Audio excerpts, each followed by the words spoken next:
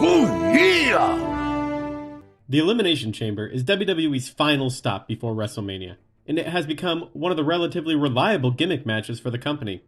WWE's 15 years too late response to WCW's War Games has given us a lot of oh my word moments, great googly moogly train wrecks, and even the one time Undertaker caught on fire. That is real, folks. Look it up. While not every chamber bout is a standout classic, there have been individuals along the way who have carved great performances to be noted in our illustrious history.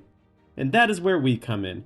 Match quality be damned, we are here to salute those that showed out inside the 10 tons of steel. I am Rob from Cream of the Crop Wrestling, and this is our top 10 performances in Elimination Chamber history. Embrace the madness. Number 10, Triple H, 2002. For the first ever chamber match, this was an excellent showing of what the cage match had the ability to become.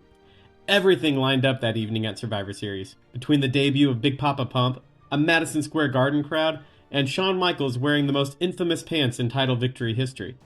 The match started with Rob Van Dam and Trips doing excellent work, as per usual, but 15 minutes into the bout, Van Dam did a 5-star off the top of a pod where his leg would accidentally crush Papa H's windpipe.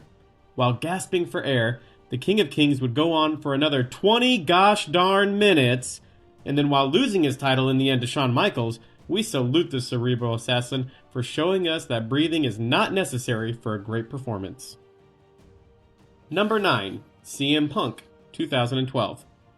The 2012 Raw Brand Chamber match was fine. The match started with Punk and Kofi Kingston, so you cannot go wrong there.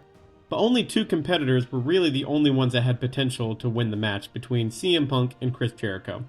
We had plenty of fun spots, including the famous Sir on the Steel, and Punk and Kofi doing that Logan Paul Ricochet Rumble spot just 11 years earlier.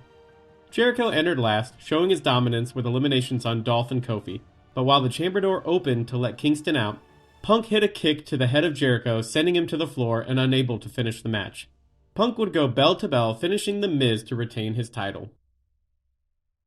Number 8, Shayna Baszler, 2020.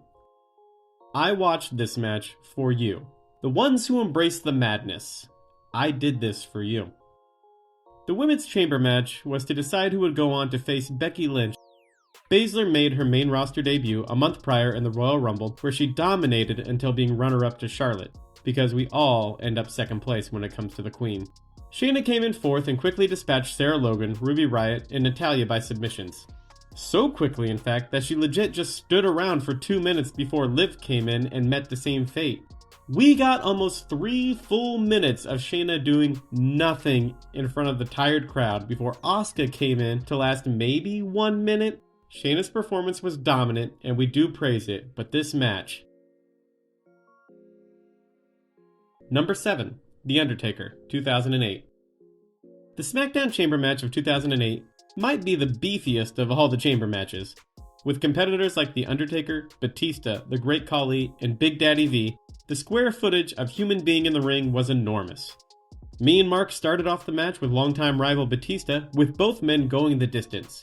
Big Evil made quick work of Khali using the Go-Go Plata, Finlay with a chokeslam on the steel, and also tossing MVP off the top of a pod, like MVP mentioned in a recent episode of Raw. See, people? It did happen. He's not a liar. Undertaker would outlast Big Dave and finish him off with a tombstone to secure his spot as the number 1 contender against Edge at WrestleMania 24. Number 6, The Entire Field, 2017. There are 3 chamber matches that most would consider to be the best of the bunch, but this one is mine. And the best thing about wrestling fans is that one person's opinion is respected by all and never criticized. Am I right? The Elimination Chamber in 2017 was the first since the 2016 brand split and was a SmackDown exclusive pay-per-view. SmackDown was the brand that was dubbed the Land of Opportunity. Looking to cash in on that were the likes of AJ Styles, The Miz, Bray Wyatt, Baron Corbin, and Dean Ambrose, all wanting to take the title from Jonathan Montgomery Alonzo Griffith Cena. The match starts with AJ Styles and Cena. That's fun. And then adds Ambrose into the mix. Even more fun. And fourth to jump into the fray is Bray Wyatt, which makes it just the most fun. The match is littered with high spots and a little indie-rific if we're being honest, but the story was excellent. Baron Corbin gets rolled up by Ambrose and loses his mind to destroy Ambrose, allowing Miz to steal the pin. Miz eats an AA, and then in a shocking turn, Bray hits Cena with Sister Abigail. Disbanding of the champion who is impervious to everyone's eyes. This guaranteed a new champion between AJ Styles and Bray Wyatt, and the crowd ate that up.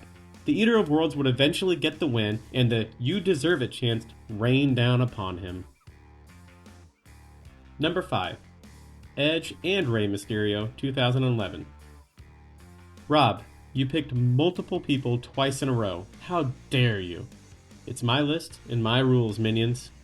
I won't lie, I forgot about this gem until going back for this list, and you all should take your time to watch it as well. Edge and Mysterio start the match off, and as you can imagine, they did not disappoint. Looking like they did when they were members of the SmackDown 6, it was great to see what these two could do when they get 5 minutes alone in the ring, before Wade Barrett decided to come in at number 3. Remember him? What a missed opportunity, huh? The rest of the chamber filled up with Kane, Big Show, and Chosen One Drew McIntyre. After 20 minutes of great action, Kane was eliminated 4th by Edge, but before leaving would lay out both he and Mysterio. The two men used the ropes and the cheers of the crowd to lift themselves up to finish the bout in which they both started. The two had great near falls and wonderful chemistry, but the ending was even better. Mysterio hits a 619, climbs up for a splash, but then is hit with a spear out of midair for the Rated R Superstar to cash in his ticket to WrestleMania 27. Number 4. Goldberg, 2003. Big Billy William Dadberg VIII had an interesting first run with the company in 2003. He showed up and immediately speared The Rock. That is a positive. He went undefeated for roughly half a year. Also a positive. He had Goldust put his blonde wig on him. Maybe a positive? Goldberg would then challenge Triple H along with 4 other superstars inside the chamber at SummerSlam 2003, and he did not disappoint. After Nash was eliminated, Billy came in and easily took out in quick fashion Shawn Michaels, Randy Orton, and Chris Jericho. All that was left was the Game himself, in those very, very weird bike shorts no less. Goldberg went for a spear, but was hit in the head with a sledgehammer and took the 1-2-3. Was it a bad ending? Of course. But did Goldberg look great before that ending? Heck yes he did. Heck yes he did. Number 3. Daniel Bryan, 2014. The Yes Movement. WWE's best accidental story of all time, perhaps? Daniel Bryan was the crowd's champion, and literally got Rey Mysterio booed at the Royal Rumble just because Rey Mysterio was not Daniel Bryan.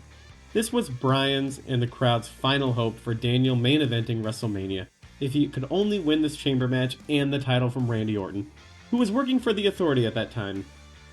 These were not fun times, people. These were not fun times. The match itself was filled with star power, with Jonathan Grover, Davis, Manny, Cena, Christian, Sheamus, and for the first time, Cesaro. Might I add, Cesaro and Sheamus were both amazing in this match. Kudos to both of them. Let's skip ahead to the end. Cena was ambushed by the Wyatt family and gave Orton the chance to pin him, which left Bryan and Orton. The two had a great back and forth, including maybe the best RKO near fall of all time. Bryan seemed to have this match won, and the crowd was going into a frenzy when Kane interfered. Stunned by this happening, Bryan ate another RKO from Orton to seal the victory, and we had to wait one more month for the Yes Movement to finally culminate. Number 2. Edge, 2009. In 2009, Edge was not only in 1, but 2 chamber matches. How, you ask? Well, let me tell you. So Edge was in the first chamber match of the evening and started off the bout against longtime rival Jeff Hardy. Edge went for a spear early on, and Hardy rolled Edge into a small package and sent him home within maybe 2 minutes of the match starting. It was a genuine shock to the crowd and Edge himself. But Rob, how can you put someone on this list who was out so quickly? And I say bear with me, young lads, bear with me. In the main event chamber match of the night, as Kofi Kingston was making his entrance, Edge attacked the future New Day member and barricaded himself in the pod designated for Kofi.